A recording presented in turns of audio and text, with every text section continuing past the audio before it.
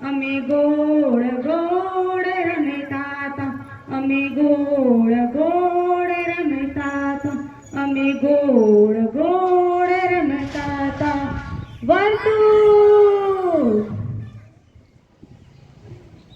વર્તુળ કોઈ પણ નિશ્ચિત બિંદુથી સમાન અંતરે આવેલા બિંદુઓનો સમૂહને વર્તુળ કહે છે.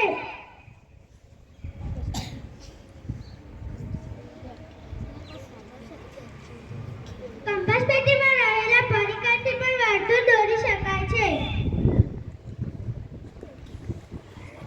અમે ગોળ ગોળ રમતા હતા અમે ગોળ ગોળ રમતા હતા અમે ગોળ ગોળ રમતા હતા અમે ગોળ ગોળ રમતા હતા કેન્દ્ર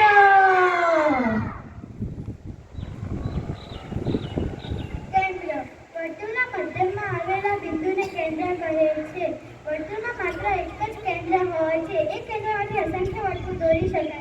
ગોળ ગોળ રમતા હતા અમે ગોળ ગોળ રમતા હતા અમે ગોળ ગોળ રમતા હતા ત્રિજ્યા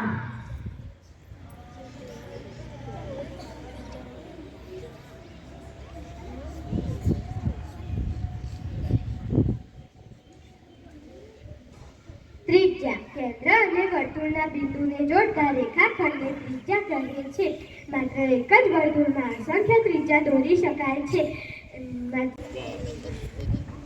અમે ગોળ ગોળ ત્રિજ્યા બરાબર વ્યાસ ભાગ્યા 2. અમે ગોળ ગોળ રમતા હતા અમે ગોળ ગોળ રમતા હતા અમે ગોળ ગોળ રમતા હતા અમે ગોળ ગોળ રમતા હતા જીવા જીવા બે બિંદુને જોડતા રેખાખંડને જીવા કહે છે. આ વર્તુળમાં બે જીવા બનેલી છે. કેન્દ્રમાંથી પસાર થતી જીવાને સૌથી મોટી જીવા કહેવાય છે. સૌથી મોટી જીવાને વ્યાસ પણ કહે છે.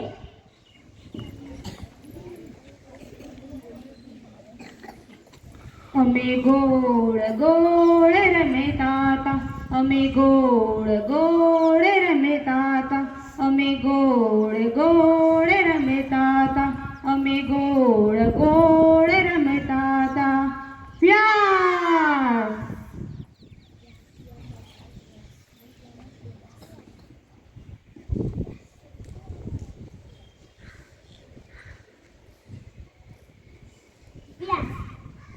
કેન્દ્રમાંથી પસાર થતી જીવાને વ્યાસ પણ કહે છે.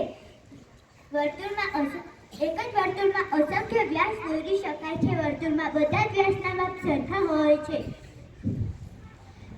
વ્યાસ એ ત્રિજ્યા કરતાં બમણો